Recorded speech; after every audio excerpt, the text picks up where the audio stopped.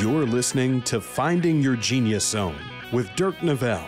With the help of successful individuals across industries, Dirk breaks down the unknown parts of every vocation while highlighting the importance of finding a career where you can leverage your natural skills, passions, and interests. Now here's your host, Dirk Nevelle. Everybody, this is Dirk Nevelle. Welcome to my podcast. On with me today is one of my best friends and someone that, I thought years ago when I wanted to do this podcast, Alexie was one of the people that I wanted to have on for sure. So welcome to the show, my friend. Hey, Dirk. Thanks for the warm welcome. You're welcome. I'll give you a little backdrop on Alexie and then I'll throw it back at you. But Alexie and I met each other end of college, University of Washington, and we were both going to go to Europe. And I was supposed to go with a couple guys that I didn't know too well. And then I met Alexie, I think the last quarter, and we hit it off. And I realized this is a dude that I want to travel with. And we were there, I don't know, 3.5, 4 months. We were everywhere from Greece to Ireland to you name it. But you get to know somebody pretty damn well when you travel with them and you have no money.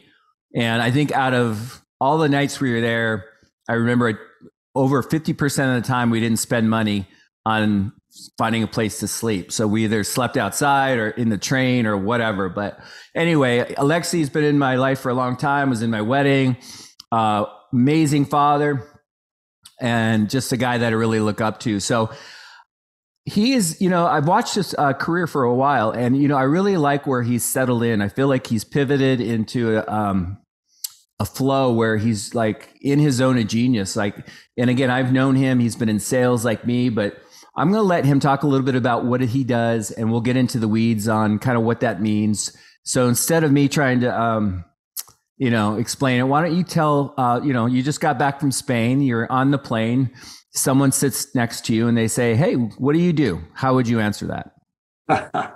Well, first of all, I got to say, thanks for the intro and the background on us. We did have a great time in Europe. I still have unbelievably fond memories, and we had some challenges while we were over there too. So it was awesome. 14 or 15 countries and just epic times. So yeah, great way to start out. Yeah, well, I'm sitting on a plane and somebody asked me, what do I do? I lead the overall growth, global growth, from a revenue perspective, top line revenue perspective, and then hold responsibility for the success of our customer base at a company called SIY Global. The SIY stands for Search Inside Yourself. It's a program that originally was born at Google, and it was about bringing the neuroscience of mindfulness specifically for the development of social and emotional intelligence, and bring that into the workplace where people could benefit from skills to better navigate their work life. And by the way, those are skills you have as a human, so you bring them home with you too. So I lead the global growth and customer success for SIY Global. Yeah, and just listening to you, Alexie, those are what you're talking about. It's not like you're a medical sales guy or you're a dentist, it's kind of a different type of gig. And I don't want to gig.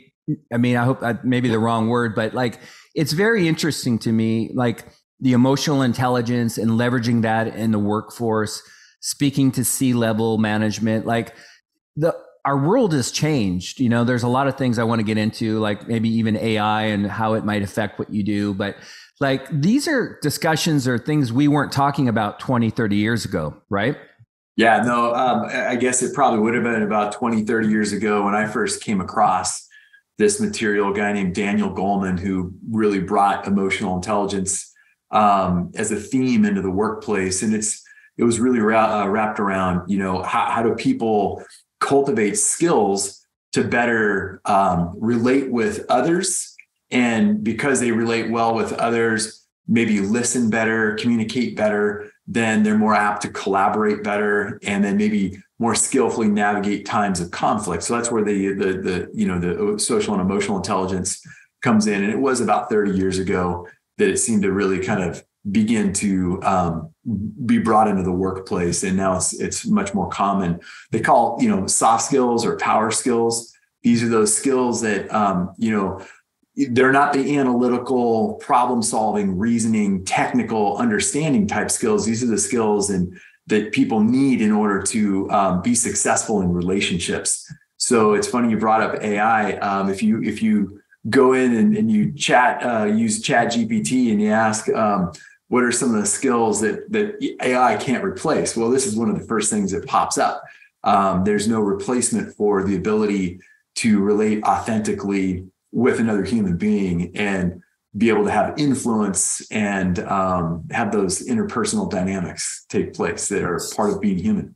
So you're safe for a while. I think so. All right. I think so. Yeah, I love it. No, I'm just starting to incorporate that into my podcast because it's so interesting, because I do think it's going to replace a lot of jobs, create jobs, but replace a lot of jobs. We'll get back to that in a little bit, but I think what I'm trying to the thing about when I watch you and I've seen you and grow and be successful in your career, it feels like you found this calling that was always inside you. I don't mean to say your ability to read a room, but emotional intelligence, just be able to read people, the social cues and the emotional stuff. You've always done that well, and since I've known you. And was it kind of interesting when you started working in this environment for your career? You're like, did it feel different? Hey, this is something that I'm naturally damn good at. And oh, by the way, I got to get paid to do it. I mean, that's the beauty of when I watch you and I'm like, I think this dude, my friend Alexie, loves what he does. And by the way, he's damn good at it. Did you feel that way?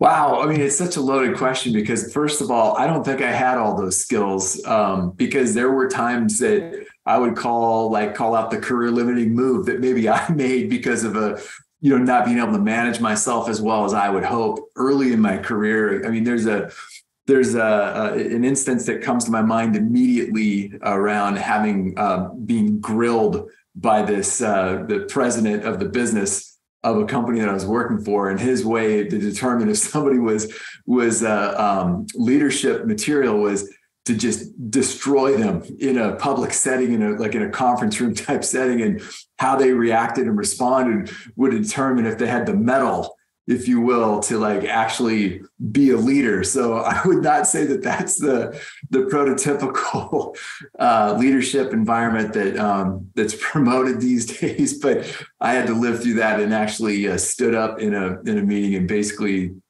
said some things that probably weren't going to be those things that would maybe think you're going to get a promotion out of it. So yeah, but I love it. For me, it was more about my cultural heritage. So my dad was from India, and there's this weird little intersection that I'm going to bring up that, my dad died at a very young age, and I was really little when he died.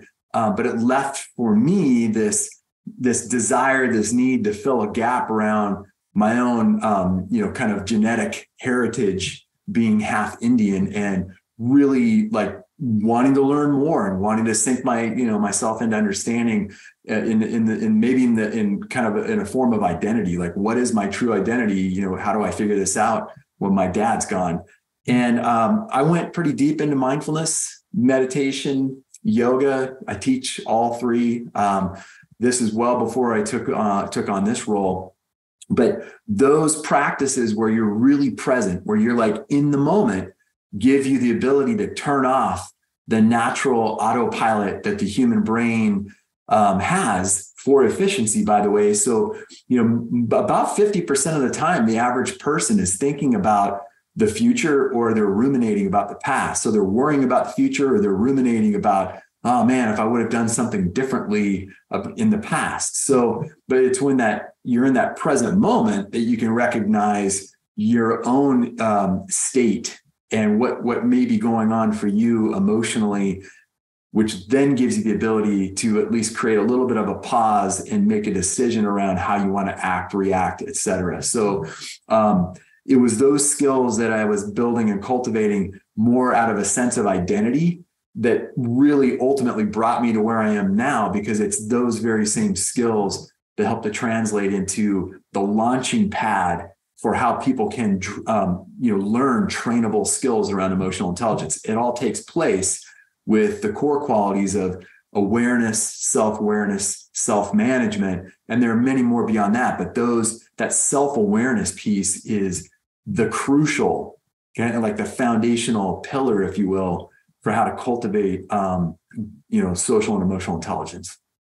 Yeah, there's so much there that, we've talked, I'm a big Joe Dispenza guy, University of Santa Monica, spiritual psychology. Like, I really understand the whole present thing, and it's so hard to turn the monkey brain off. But, it's interesting because, like, when you're talking, it's making me think about what this podcast is about. And it's really leveraging what's natural, in terms of what's innate, what you were born here into this world to do, and what you're better at than anybody else, what gives you passion, what makes you a better dad. So when you come home and you've been energized, Sydney's going to see a different version of Alexie, your daughter. And, I always pay attention to, like, when I'm a better dad or a better husband, what have I been doing to get there? And, I feel like there's a lot of that in what you're doing. And I think for the audience, it's like, I know this might sound a little deep, especially if you're in high school or coming out of college, but pay attention to what drives you and gives you fire. And, I see Alexie right now in a career where he's leveraging those natural skill sets that he has. And that's really what makes people truly successful. I think separates people and makes them happier and more joyful in their career. So I don't mean to, ramble on, but I love what you're talking about. Do you, a little bit more about your dad? I mean, do you feel like this career is, like, I don't know if that's a stretch. Is it bringing you closer to him? Yeah, I think it's a good question, because I think prior to stepping into this career, I actually left the technology space to take on something that has a lot more meaning for me. And, for me, I want to have a larger impact. And my way of going about doing that is, if I can help people to, be exposed to learning these skills, then they're going to better navigate life. So the more you can navigate life in a more skillful way means you're going to have a higher quality life as an end result. So for me, the practices that I was embodying myself and the journey that I was taking to get to where I am now, a lot of that was, came from my dad, and not knowing him and wanting to know him more deeply, and wanting to understand those aspects of my life, on a personal level, just those aspects that are very unique to me. But there was this beautiful opportunity to, as I learned these skills and brought them into the work environment, when I was a new manager, leader myself, I was able to actually, maybe navigate a little bit better than I had I not. So I started bringing some of these skills into the workplace, and was recognized for that informally. Our HR organization, large company I was working for, decided they wanted to use my team as a pipeline for talent development, bring people in. Alexie seems to be doing some things that are working with people in a way that seems to be working for the company. All the while, we're also working in an environment where maybe the leadership is in a different place. So anyway, it just helped me to get to a place of meaning for me. And so that's a long way of saying that my highest recommendation for anybody is to really look at their own values. What brings value to them? What do they find meaning in? And if there's also this aspect of passion and purpose, I mean, come on, can you have a better combination, right? You get meaningful, kind of results of what's taking place in your life in the workplace. You might have the ability to, check a few more boxes around passion and purpose. And if you can find that combination, then it's no longer work. And I feel like I'm super blessed, grateful, and appreciative of being in that place now. I didn't always have that, though. I had to work hard to get that. I had to work hard to figure out what are these things that really do drive me, and then recognizing those things that were driving me seem to be beneficial to the people around me as well, and giving me this ability to go on a journey that's taking me where I am now, and I love where I'm at. Yeah, I can tell. So I always talk about, like, life happens. You have to take action, and you never know where it's going to lead you, right? So, you and I both are close to the same age. And, we have life wisdom experience, you've been through a lot personally, and, so have I, and there's been ups and downs. So when it comes to like, you and I can have this conversation, but like, our daughters are close to the same age.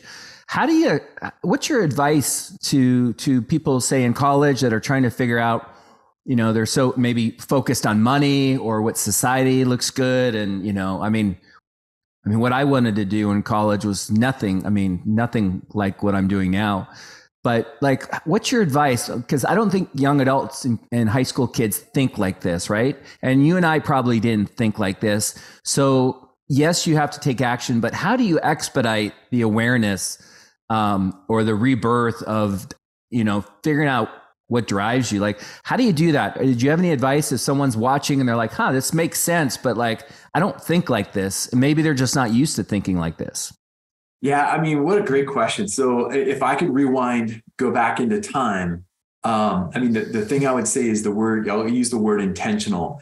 If somebody's listening to this and they take anything from what you and I are talking about right now, is to be intentional about what is meaningful for you, to like discover what that is and go deeper into what it is once you've figured out what that area of interest is, and peel back the layers and really discover, self-discovery almost, about what is it that you find meaning in. And then the other piece I would say is find a mentor or find people that you can look to that have wisdom and experience that you might be able to learn from, at a younger age. Had I known what I know now, man, my life would have been completely different. I would have been on a completely different trajectory. I love my life. I love where I'm at.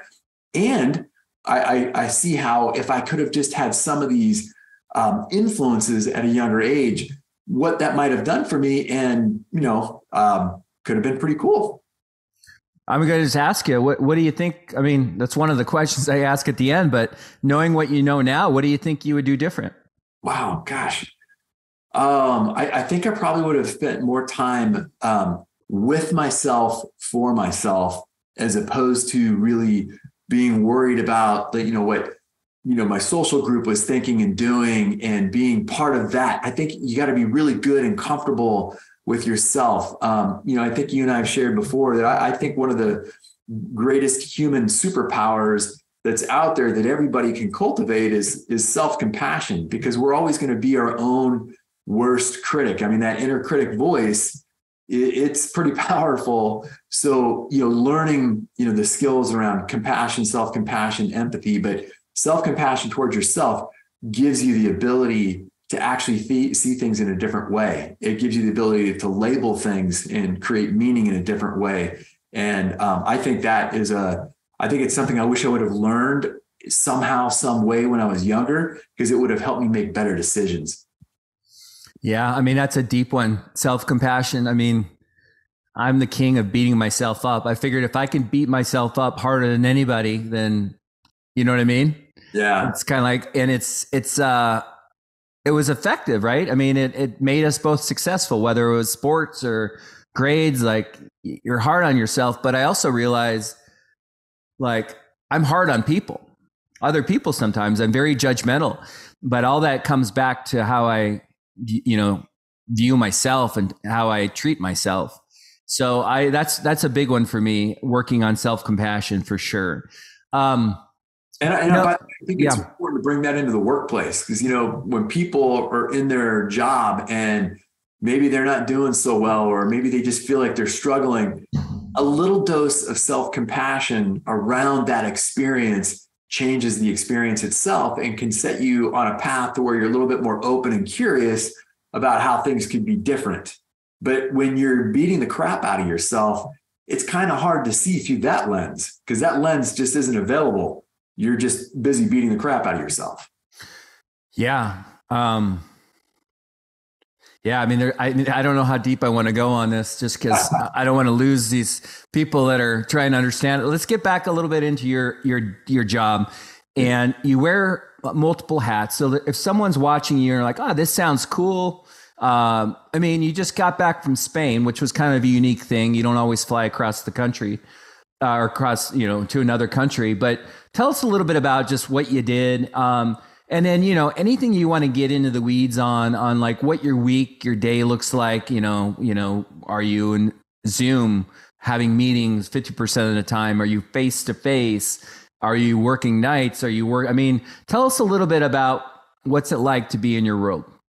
Yeah. Okay. Well, there's a lot there. So first of all, let's just talk about Spain, since that's fresh and it was really fun and exciting, and the opportunity was pretty cool the way it evolved. We were able to get a large contract done with a technology company, a software technology company. And as part of that, we are going to be doing 10 large programs where we're training, large groups of people in these skills over the course of 2 days.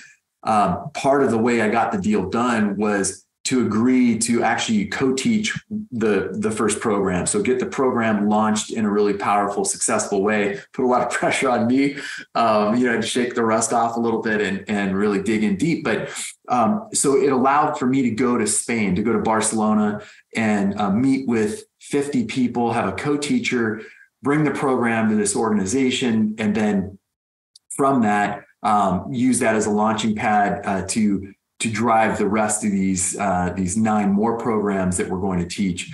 So it was all for skills development, so people could do their jobs, do their work better, and for executives, middle level managers, all the way down to individual contributors. So it was awesome, and it just happened to be in a great location.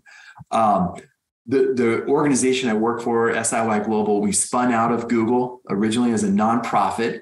And that nonprofit then became a Corp B, a mission-driven, values-driven organization that's for profit now. So we're out there trying to bring these skills to as many large companies as possible. And hey, man, we're in this to make money, and we're in this to actually improve the lives of other people at the same time. So it's a pretty nice combination. Yeah. So what else? Spain was amazing. I highly recommend it, and highly recommend finding jobs that give you the ability to travel too, because that's another thing that motivates me. Yeah. You didn't get married there, did you? Oh boy. In my mind, I might have gotten married a couple times. I bet. So like I'm listening and I know you, so I have the advantage of knowing, but like you're involved with training because you enjoy it and you're credible at it, and I think it brings you joy. You're involved with biz dev. You talked about money. You guys make money. It's for profit, right? That's what pays the bills.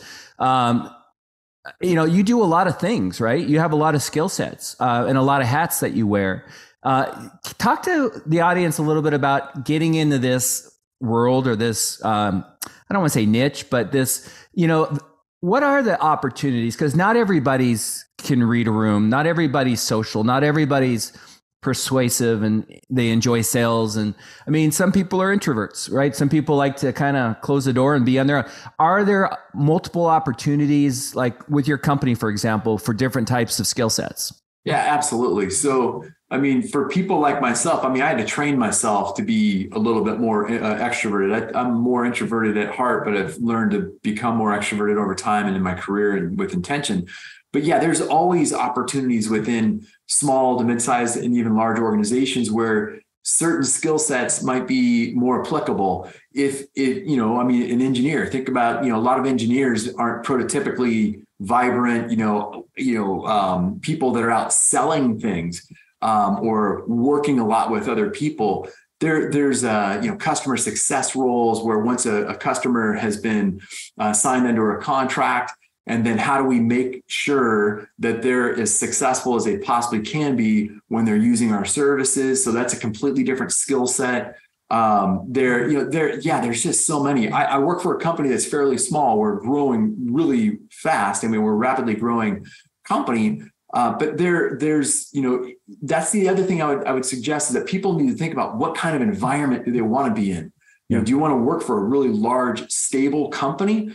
Or do you want to go to work for a smaller organization where there might be a lot of cross-functional ways to learn more, develop yourself, try things on, maybe try it out, try something out and move in another direction? That's easier to do at times when you're in a small company versus a large company. So the company environment itself is really important to think about. Or do you want to start your own company? There's a lot there. There is. So what is it like that's important to you in a job as far as, I mean, you said making an impact, but like, if, what are you getting out of your career right now? Like, what I mean by that is, for some people, freedom is huge on, top of the list. Some people, it's all about the money. Some people want to make an impact and they don't really care what they're making financially. Like, what is it that you are getting out of this career?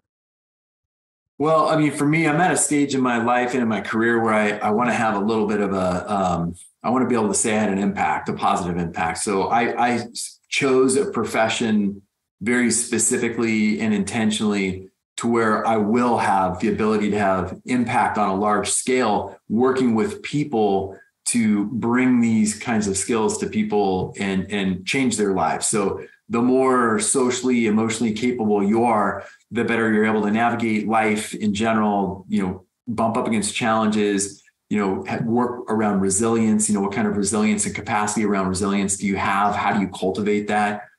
So I'm in a place where I want to enable other people. That's me. There are other people, and I was at this point in time in my life, at another point in time in my life, where I was really wanting to get after growth professionally, and part of that professional growth was earning more money. So this is where I think the values piece comes back in. At this moment in time, what do you value? And how do you want to have that play out in the environment that you're in the work world? And what is it going to look like? What are you looking for? What kind of criteria do you need to have satisfied in order to do that? And oh, by the way, what's the quality of life? So, you might go out there and find a job where you can make a lot of money, but if life isn't quite as enjoyable, that's a pretty big trade-off. So this is where, I feel like my advice to people, is to consider about what's important to them around the quality of their life first and foremost, and then let things stack up. And I believe that's often going to come from what your values are. Yeah. And, I'm realizing sometimes that can take a while to figure out, right? Like, I didn't know how at 24, I didn't realize how important freedom would be, like the ability to wake up with my kids, coach their sports, go to bed with them. I've never missed a birthday. My son's birthday is tomorrow. Like, I wouldn't miss a holiday. So, jobs where you might, like my dad was a pilot and he was gone, thankfully, half the month. That's a whole different story. But I didn't know that at 24. So again, it's the dance between trying to help people learn and think about these things, but sometimes you need a little bit of life to figure it out. And I get that. But I do think there's a lot you can do at an early stage to help expedite the success in terms of being in your zone of genius, like not going down the wrong road. Compensation, not asking what you make, but like, is it in your type of job? Is it a base salary plus bonus, commission? Like, I think people are interested because a lot of people don't know how people are paid. How does it work in your world? Yeah, well, I think it's the one thing that's pretty true of almost all growth. When I say growth, sales and business development, most sales and business development type roles, there's this, incentive to be able to really knock it out of the park and earn, a significant income because of the results you've produced. I'm in a leadership position, so it's not a commission-based position, but there's other growth incentives, financial incentives for me. But you're bringing up something, again, I think is really important is, you can chase the money. Is that what's really important? And it might be at a particular point in time in your life. I believe personally, people should chase the interest first and then really identify the interests and the values to get to the money. Because if the interests and the values are there, there's a little bit more flow. There's a little bit more ease in getting to the place where the income can come from that. So, sales exist in pretty much every kind of business. So maybe identifying the industry and the kind of business you want to be in. And if you want to make a lot of money, maybe you go down the path of sales. Yeah, I get it. I agree. Sales, there's so many different types of sale. We're always selling ourselves in a way. You sold yourself over there in Spain, right? It was natural. It wasn't some BS scripted Alexie version of yourself, but like, we're always selling ourselves. But I think it's also important to understand, are you motivated? Like in my my line of work, I do a lot of things, and the way I pay the bills is I do real estate lending, and I've got people in my world that are all about the pay, the dollar, and that's what drives them, and it doesn't drive me. And it took me a while to figure that out. But I think for anyone watching and listening right now, it's like Alexie said, get behind the why. And then sometimes you might go 7 levels deep. There's a book on this where you think this is my why, and then you ask yourself why, and then you finally get to the point of what your why is. And so again, these are just things we've learned that we're trying to share with you. Anything that I don't want to be negative, but is there anything that you're not crazy about in your job? Wow. I kind of feel like I'm in this really fortunate position right now. I can't really think of much that would take me down that path. In previous jobs, previous roles, I could easily point, in that direction. But I feel like I'm in a really good spot. Yeah. I mean, that's kind of a dangerous question too, politically. So, but going back to medical supply, I mean, I don't know what the terminology was, but clean room supplies, you were in that world, right? With Baxter. Yeah. Like, knowing what you know now and your experience, would it be really difficult to pivot and go back into that world? Yeah, well, I'll tell you, I didn't know anything back then. I was so green. I was just like, hey, this is an opportunity. I'm going to take it. And, it's not that that's a bad thing, but, I think being more intentional about life and what you want to do is a really valuable thing to think about. I wasn't there. That just wasn't me. I was just kind of riding the wave and doing things. It was a means to an end. Yeah. I think it's gotten me to where I am now. But if I could rewind in, time and history, I probably would have made changes sooner in my career. My career path would have taken a bit of a different journey. Yeah. Yeah. I remember you trying to help me get a job with Baxter, and you actually got me a bartending job at your old bar. And gosh, I've had a million jobs, you too, but it's funny to look back and again, that it's led us to where we are. What would you do? What would you say, like, to Sydney, like if she was coming out of school right now, struggling, would you just give her the same? I mean, you have so much wisdom now. Would you just kind of basically, yeah, I mean, I don't want to have you repeat yourself, but put your daughter in this situation. What would you say to her? Well, we're actually kind of going through that right now. Life isn't a straight line up, and, there's some ups and there's some downs, and there's just, there are things that are part of life that you got to be able to navigate. And, not to sound like a broken record, but these things really come down to your own social and emotional intelligence, how you relate with yourself. How do you navigate these challenging times? You talked about motivation. We talked about resilience. These are all really core skills that I would love to be able to just transplant over and give them to Sydney. But these are things you have to learn. And sometimes, your children don't want to just listen to the advice of your parent, and my daughter's no different. She and I love each other dearly, and she's striking out on her own, and she's, growing into her, her who she is and what she wants to be. And she's coming back to me now and asking me about some of these things. And it's partly because of some challenging times she's had to navigate herself. So I guess I feel fortunate and blessed in being able to provide her with something other than just fatherly wisdom. Yeah, I get it.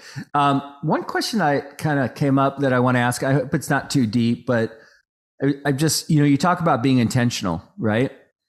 Take that into your personal life.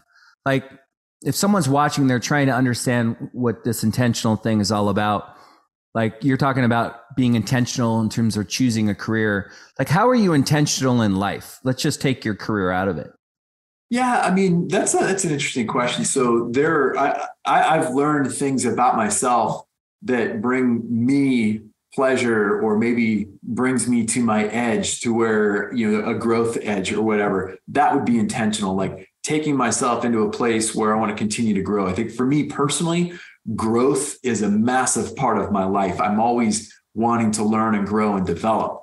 So, I'm intentional about that. I dedicate time for things that are of interest to me, that are really meaningful to me, and maybe more so than other people. I don't know. I'm very intentional about my time in nature. I believe for me personally, when I'm out there on a hike or a trail run, or just, staring at the ocean, something like that, I happen to live in a pretty beautiful place, that gives me the opportunity to get more settled, more grounded. When I'm more settled and I'm more grounded, I can be more intentional. I don't have the noise, the monkey mind, like you said, or maybe it's not as prolific. So for me, being intentional is really taking and further cultivating skills, and then acknowledging and being grateful for what I have, and really, settling into that, and making that a bigger part of my, my consciousness, my existence, my way I lead my life, my way of being.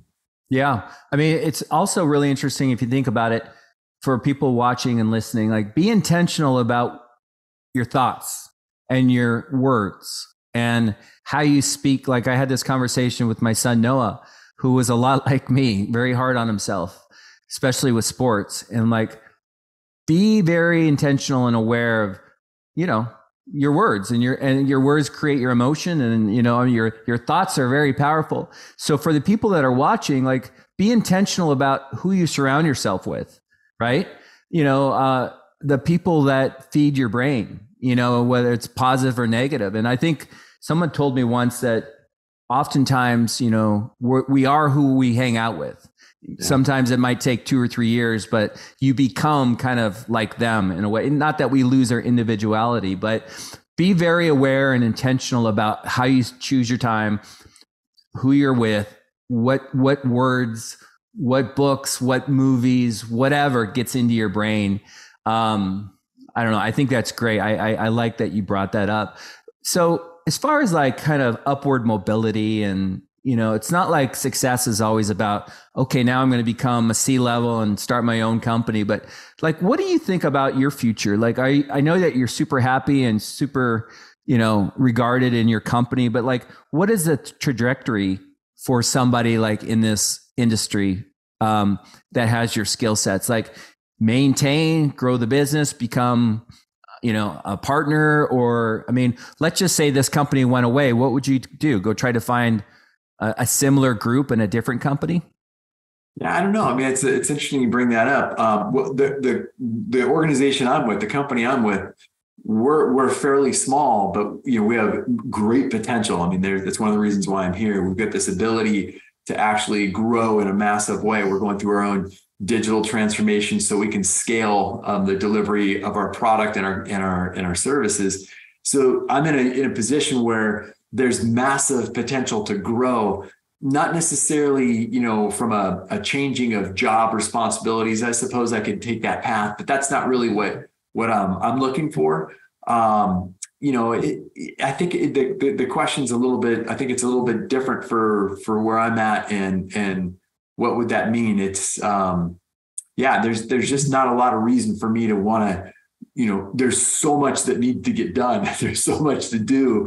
There's so many more companies that we need to get under contract, and a team, teams that I need to, build and mentor and cultivate to get a lot of this stuff done. So there's a lot for me to really, sink into here. So, But in terms of this area that I'm in, learning and development is a big part of the corporate world. The most important thing that a lot of companies can do right now is to retain their employees. And a lot of the ways they retain employees by being able to help give them a career path and train them in skills that are transferable. So, we're in a space where while humans are still working, they're going to want to develop. They're going to want to have the ability to become better at what they do. They're going to want to have the ability to grow in terms of the skills to become maybe start off as an individual contributor on a team and then move into a management position. So these are the things that we do. We teach and train people in these skills that enable them to get to these other places. Yeah, no, I mean, the skills we talked about AI a little bit. I mean, the emotion. I mean, the problem is like with AI, I feel like what we're doing right now is we're teaching AI to be like us. It's like our children. They're learning, they're watching. I mean, AI, and that's just my take. I mean, I don't think I'm on the alarmist spectrum, but I feel like they're just like paying, they're watching. And so I wonder though, like when, and not to get too down this road, but I watched a podcast where they talked about, and the word was moron, like maybe it's not politically correct, but they said the IQ of a moron is 70, and they weren't making fun. They're just saying that's the word they use. Einstein was 160. And then the smartest person ever recorded, I think, was like 210. So it was 3x of a moron, right? 3 times as smart, which I would think would have been a lot more than that. But they're saying AI is going at 1,000x. Like it's going so fast that we don't even know where it's going, where it's taking us. So like when we talk about it doesn't have emotion or whatever, I mean, it's going so damn fast. I don't know what it's going to be in a year or two. And it scares me. So getting back into like your industry, do you see, is there a place for AI, or do you just feel like it's, apples and oranges? Wow, I think it's, I'm not an expert on this, but I do have, I spent a fair amount of time looking into it because just for the same reasons you're talking about.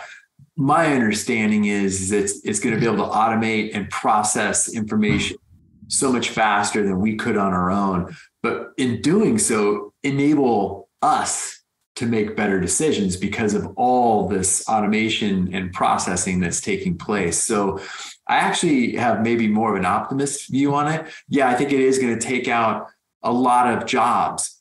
And I think, people probably said the same thing about the last major, dynamic shifts in technology. When the internet came out, how many jobs were going to get lost? Well, I mean, there are new jobs that are created. So I choose to look at it that way, that there's going to be other avenues and openings. I don't think it's going to replace humans altogether. By the way, we don't want to be replaced. So we want to still have our relationships with other people. It's much more fulfilling. No, I agree. I just asked the question because here I am doing a podcast on the future of careers. And like, oh my God, it's 70% of these careers I'm talking about going to be gone. I don't know. I mean, it's something to think about. When you're talking about like what you do and companies are spending money, how do you, the ROI, like, how do you measure that? Like, I mean, it's easy to measure sales, like, productivity, whatever, but like, how do you measure if what you're selling or offering or training, the curriculum, is actually a benefit? Wow, such a great question. And we wrestle with that ourselves, but there are some key areas that we can measure. In fact, every time we teach our program, we do a pre-survey and a post-survey, and that gives us data to show improvement that's self-reported. So somebody comes in at one level, and then they go through our program, they're taught these skills, they have these skills and tools to take with them. And then, hey, how are you better able to manage stress? How are you better able to maybe pause before you react? How are you better able to make decisions because of some of these skills? So it, by and large, always improves by upwards of 20% across all these measurable areas that we look at. And there are some really, I would say, universal areas that people look at. People's like employee engagement is one. The retention piece I brought up a little bit earlier. Every company wants to retain their key employees. Every company wants to retain, this talent. And so leadership trust is another one. Oftentimes the most prolific reason why people will leave a company isn't because of pay. It's usually because the leader or the manager that they're working with maybe isn't as compatible with them.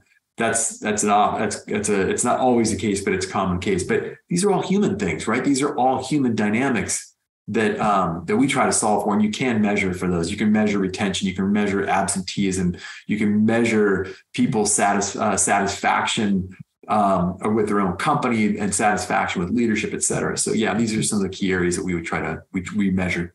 No, it's a good question. Like the smart ass part of me is like, wouldn't it be great if you can't measure it, so you don't have to be held accountable? You're just like, just sell something that you, but as far as like getting this training that you did at Google, I forgot the exact name of it, but if somebody's interested in this and maybe they are out of school and they're like, this, I might want to get certified in this curriculum. Could they go about doing that just on their own? It's a little bit more difficult to do that. I mean, our go-to-market strategy is really to train people that are within large organizations, and they can teach our program internally within that company. I was personally part of a different group where we had independent certified teachers like myself. I was independently trained and certified to teach before I came to work for SIY Global, before I came on as a leader. So yeah, I mean, there are avenues to do it, but the avenues are almost exclusively at this moment in time anyway, wrapped around how we can have a large scale impact, and that's usually with companies. So, we have 600 plus teachers that are certified to teach throughout the world globally right now. And it's a pretty large group of individuals, but people can still take the program. We're just not certifying a lot of teachers unless they're working inside of companies. Okay. So like if I was curious and I wanted to get certified. Yeah. Well, I mean, right now, the best route would be for you to be working for a large company. Okay. Yeah. Got it. And how long did that take from start to finish? Yeah, it's the training, it was pretty intense. It was a little over 6 months. So you go through a really deep dive into the material. You have to embody. So, all the stuff that we're teaching, you have to embody yourself. You learn the neuroscience behind mindfulness meditation, awareness, self-awareness, self-management, empathy, compassion, self-compassion, et cetera. So you learn what the logical part of you wants to understand. And then you go through practices that help cultivate this, so you actually feel it, like it's embodied. There's no substitute for the actual feeling. And then there's group discussion, and this is a very it's a pretty in-depth journey that you take for about little over 6 months. Then you have to practice teaching the program in order to get certified. And then once you're certified, then you're ready to hit the road and got it.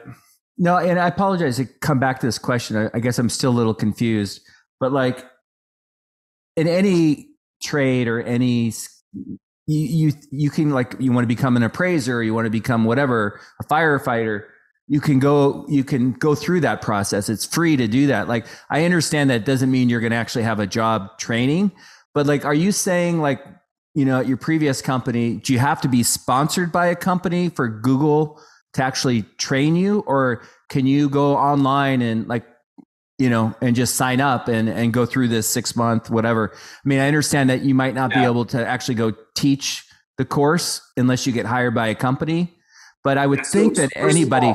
Yes. First of all, Google has nothing to do with it anymore. They spun us out as a nonprofit, completely independent of Google. And then that nonprofit is converted into a for-profit, which is another reason why I came on board. So for us specifically, the type of learning and development we do for our brand is really pretty unique and specific. But that's to say, set me and my company aside, there are lots of programs that people could pursue to go down the path, that journey of, gaining skills in the learning and professional development world. Coaching is a great example, by the way. There's a lot of folks that are in our world that also do executive coaching. But yeah, there's lots of programs that people can teach, be trained to teach. We just have a very specific brand and IP that we're very protective of, and that is, we very, very specifically are trying to work with large organizations. And part of that is because we're going into this for-profit world, and we're building the revenue base. Oh, that's interesting, because I didn't know what you did specifically. Your company was unique. Like, I mean, I thought that maybe this was something a lot of companies do, but you're saying it's really just your thing. Yeah, it's pretty unique. I mean, there's other organizations out there that can train people in emotional intelligence, but our program is very specific. It's pretty sought after by the larger, corporate business community, because of the pedigree, where we came from, how it was evolved and developed.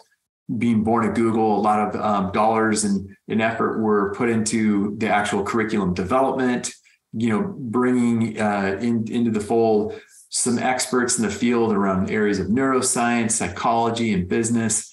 And so we have a program that's pretty powerful, pretty strong, and is, pretty high on the scale in terms of, the presence that we have. No, I get it. Thanks for clarifying that. So as we wrap this up, I have a couple questions, but before I get into those questions, is there anything on you obviously understand what I'm trying to do here.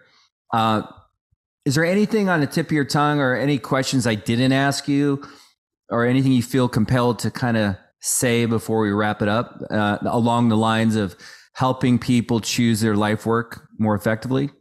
Yeah, there's a couple things that come to my mind. I've talked about some of these things that I personally believe I'm very biased towards being superpowers, human superpowers. Listening is one of them.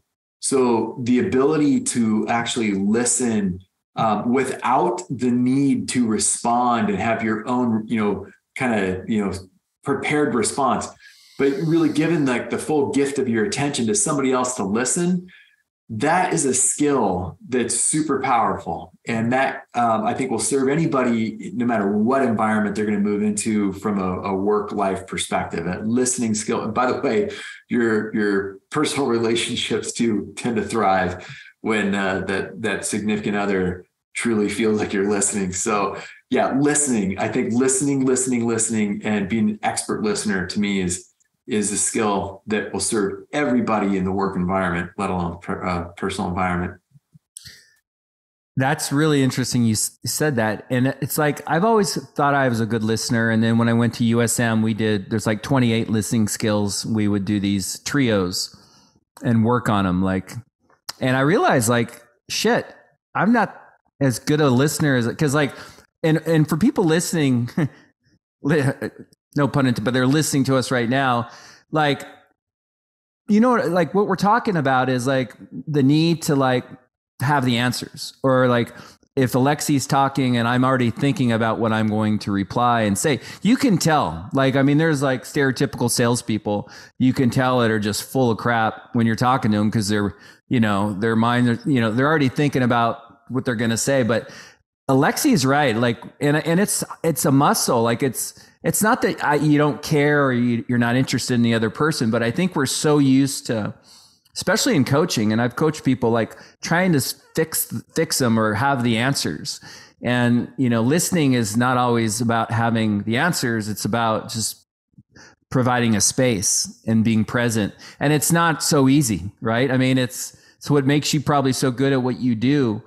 But I fully get it. And honestly, with my wife, there's a lot of stuff that I need to work on, and listening is one of them for sure. But it's not like I don't care. It's just, it's interesting you say that. I asked a question about if you could do anything, and a lot of times people are saying, oh, they play it safe. Well, I'm doing what I want to do. Well, I'll just make it easy for you and say, you can't do what you're doing. You just got fired. And the whole whatever, you're out. Sorry, Alexie. So, but is there a dream job? And the reason I ask this is because, I've had engineer types where they're very serious or whatever, but then they want to be some crazy dream job. I think it's good to know the audience, my guest. So is there something about Alexie, is there a dream job that maybe you don't tell anybody because it's embarrassing, but if you could do anything in the world, what would it be? Well, I actually do tell people what I'd like to do. I would love to have a couple pieces of property in different parts of, hopefully even the world, where I could put together a retreat center where people can come.